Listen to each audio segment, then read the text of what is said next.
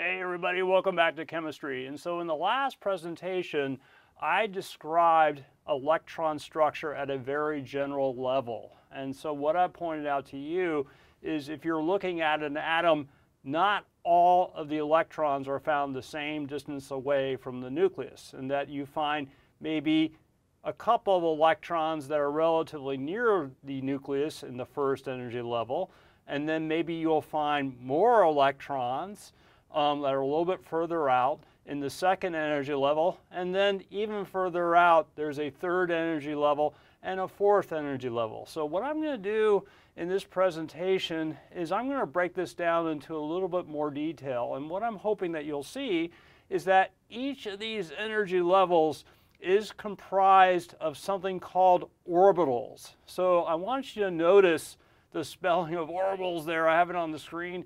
It's O-R-B-I-T-A-L-S, orbitals, which is different than orbits. And this is just a reminder that when electrons travel in atoms, they are not traveling in, say, circular orbits like planets going around the sun. Rather, their movement is a little bit different than that. You would learn that in other chemistry classes. But what an orbital is, it's a three-dimensional region of space of where you can find electrons. You will see now that there is one orbital in the first energy level, which can have 2 electrons. There are 4 orbitals in the second energy level, and that can hold up to 8 electrons.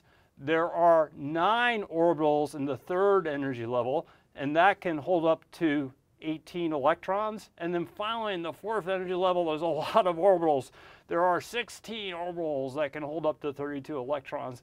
So what I want to do right now is kind of quickly go through all these energy levels and draw pictures of what the orbitals look like, and then I will describe them in this table. So here, what I'm going to do is I'm going to draw my picture here on what is a three-dimensional axis. And so here I have an x-axis, which is horizontal, a y-axis, which is vertical, and then I have a z-axis that I guess is going into the screen and out of the screen. And so at the center of these axes here, this is where you find the nucleus of the atom. And so first, let's talk about the single orbital that is found in the first energy level. As you might expect, this orbital is shaped like a sphere. And so I'm going to draw it right now. So here is an orbital here. This is the orbital found in the first energy level here. It's shaped like a sphere, and you can imagine maybe that up to 2 electrons can be found there. So we give this orbital a name. We call it an s orbital. So it's found in the first energy level. So I'm just going to indicate that this is a 1s orbital. Okay, so I've drawn this 1s orbital here, and so let's go ahead and fill out this chart a little bit. So the first energy level has a single s orbital. We call it the 1s orbital. This s orbital comprises what is said to be the s sublevel. So I'm going to here indicate that this is the s sublevel. And so one of the questions I ask here is how many orbitals are found in this sublevel? Well, one of the things you'll have to learn is that all s sublevels have 1 orbital. So here I'm just going to indicate here we have 1 orbital here. Now the first energy level only has this s sublevel, which has 1 orbital. So how many total orbitals in the first energy level? There is only 1. Now you know, or now I'm going to tell you, that each orbital can accept a maximum of 2 electrons. And so here we have an orbital that comprises the first energy level, a maximum of 2 electrons in the orbital. So how many total electrons can be found in this first energy level? It'll be 2. Okay, so we have just finished describing the first energy level. So it seems pretty easy, but you can see it's going to get more complicated. So let me go ahead and describe the second energy level. And so here it gets a little bit complicated. So the second energy level has 4 different orbitals. And so one of them is an s orbital, 3 of them are p orbitals. So let me go ahead and draw in the second energy level with a different color pen. This is a blue pen. And so let me go ahead and draw the s orbital in the second energy level. And so basically, again, it's a spherically shaped orbital, but it's larger than the s orbital that's found in the first energy level. So this orbital here is A2s. Now, this orbital can contain 2 electrons. Here's the thing, not only is there an s orbital in the second energy level, there are 3 p orbitals. P orbitals have a different shape to them. They look like propellers, and so let me try to draw those out. So one of the p orbitals looks like a propeller, and it's oriented on the x-axis like this. And then we have a p orbital that's oriented on the y-axis like this. And then we have a p orbital that's oriented on the z-axis like that. So what I'm hoping you can sort of see now is that we have completely drawn the second energy level. There is a s orbital which comprises the s sublevel, but then there are 3 p orbitals. The 3 p orbitals comprise the p sublevel in the second energy level. So let me go here to this chart and fill out the information. So what I'm hoping that you can see is that in the second energy level, there is a single s orbital. We call it 2s because it's in the second energy level. So all s orbitals comprise an s sublevel. So here I'm just going to indicate that this 2s orbital is an s sublevel. Now here's the thing. We drew in 3 p orbitals, one oriented on the x-axis, one oriented on the y, and one oriented on the z. So we have 3 p orbitals. Let me write those out. So we have p on the x-axis. It's in the second energy level, so it's 2px. Then we have p on the y-axis. It's 2py. And then we have p on the z-axis. It's in the second energy level, so it's 2pz. This is the p sublevel in the second energy level. So I'm going to write a p here like that. So now what I want to do is I want to count the number of orbitals in each of these sublevels. And so all s sublevels, no matter if they're in the first energy level, the second, third, or fourth, always have only 1 orbital. All p sublevels always have 3 p orbitals. Okay? So how many total orbitals are in the energy level? There are 4. So how many total electrons in the energy level? Well, if each orbital can have 2 electrons and there are 4 orbitals, now we have 8 total electrons that can go into the second energy level. Okay, so now what I want to do is take a bit of digression and go to the slides here. So if I can blow up the slide. So here I'm just pointing out what s orbitals look like. And so if you see that top picture there, what you can see is that the s orbital in the first energy level is relatively small.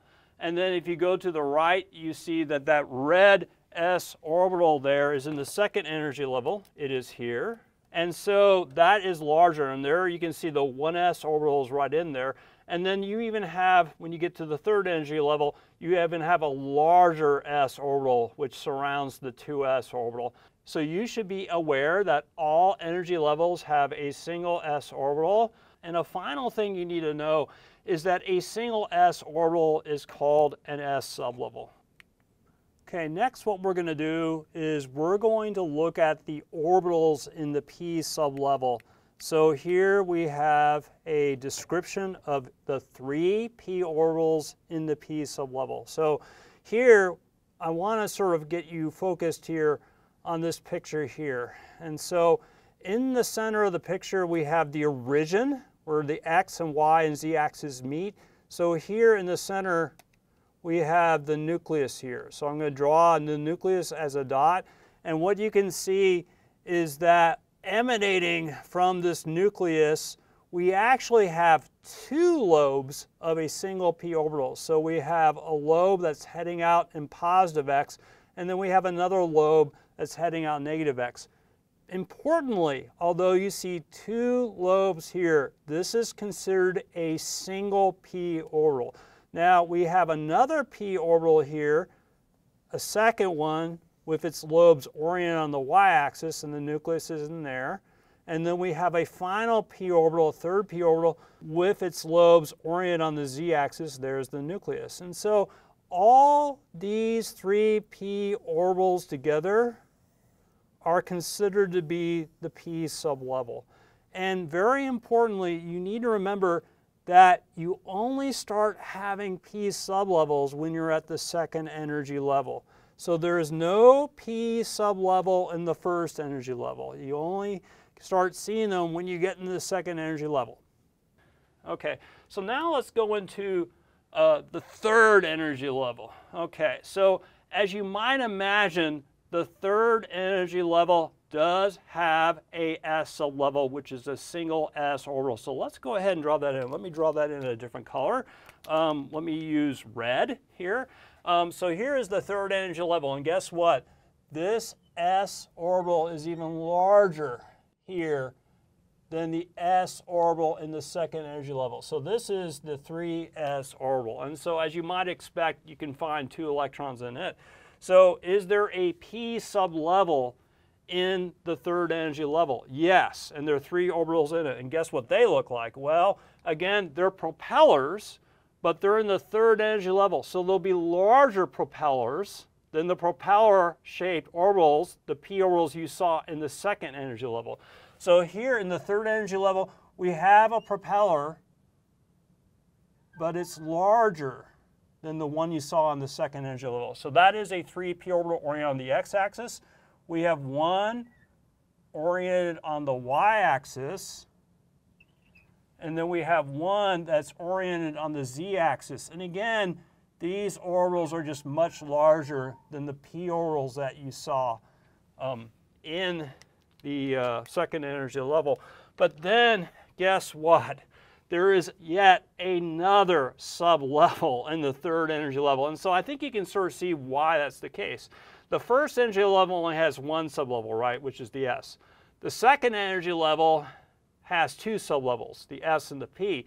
So the third energy level, you might expect, will have 3 sublevels. And so let me go ahead and add these in. So we have an s sublevel and we have a p sublevel, but we also have now a d sublevel. So it is going to be very difficult for me to draw in d orbitals. And so here, I'm just going to bring up this slide very quickly here. Okay, so here are the d orbitals. And so what you can see is that in a d sublevel, you actually have 5 d orbitals. It would be very difficult for me to draw that into the picture.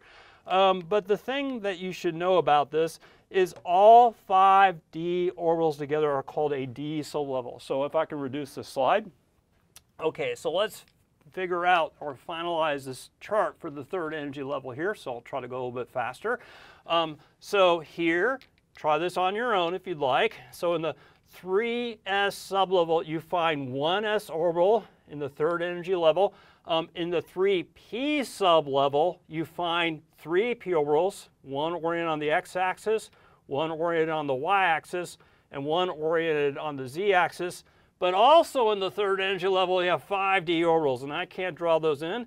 So it would be what? 3d1, 3d2, 3d3, 3d4, 3d5. Okay, so now how many total orbitals are in each sublevel? Well, again, in the sublevel, all s sublevels have 1 orbital. All p sublevels, doesn't matter whether they're in the second energy level or the third or fourth or whatever, have here 3 orbitals, and all d sublevels have 5 different orbitals, which I cannot draw. And then you can now calculate how many total orbitals are found in the energy level. And so you can see that's going to be a total of number of 9 orbitals, because each of the orbitals accepts 2 electrons. If you have 9 orbitals, then you have a total of 18 electrons. So you can go into the 4th energy level, and it would be very difficult for me to draw in the 4th energy level, but you might expect in the 4th energy level, now we have 4 sublevels. And so the s level is there, and it's that 1 4s orbital.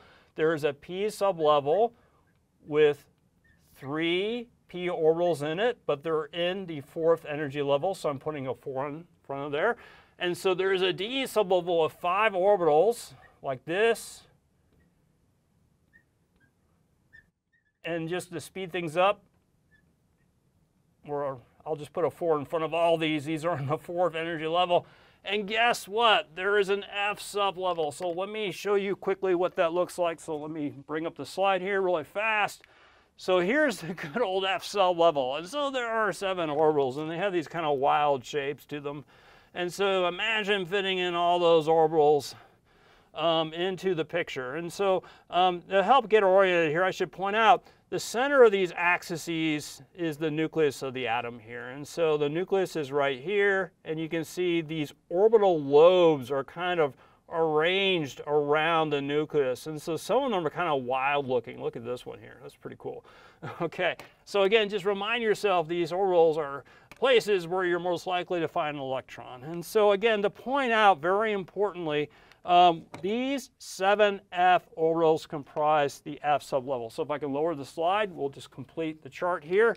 And so we have F1, F2, F3, F4, 5, F6, F7.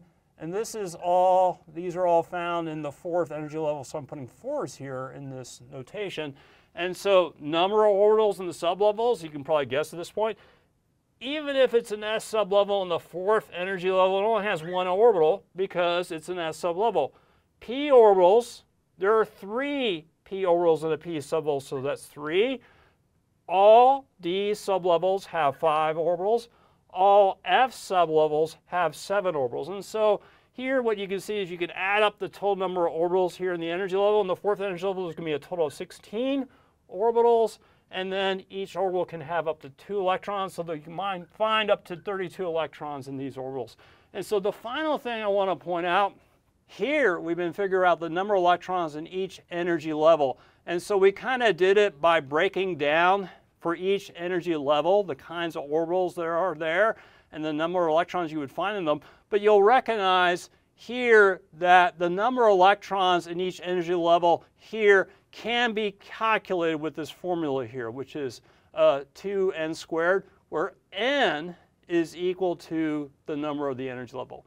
So thank you for listening to that presentation, and we'll see you next time.